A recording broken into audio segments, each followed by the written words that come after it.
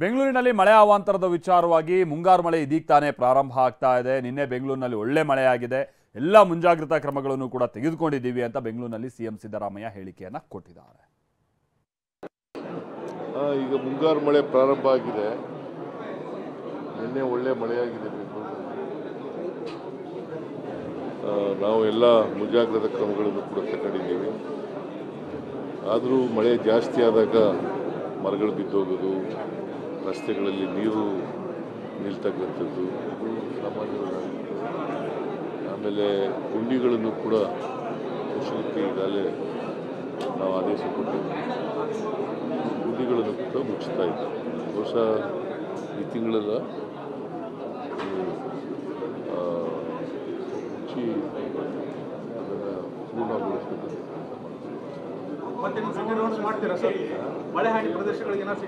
ಸಾಯಂಕಾಲ ಒಂದು ಮೀಟಿಂಗ್ ಇಟ್ಕೊಂಡಿದ್ದೀವಿ. ನಾನು ಮಳೆ ಬರಲಿ ಅಂತ ಪ್ರಾರ್ಥನೆ ಮಾಡ್ತಾ ಇದ್ದೀನಿ. ಇನ್ನೂ ಹೆಚ್ಚಿಗೆ ಬರಲಿ, ಎಲ್ಲೆಲ್ಲಿ ಸಮಸ್ಯೆ ಇದೆ ಅದನ್ನೆಲ್ಲ ಬಗೆಹರಿಸೋಣ.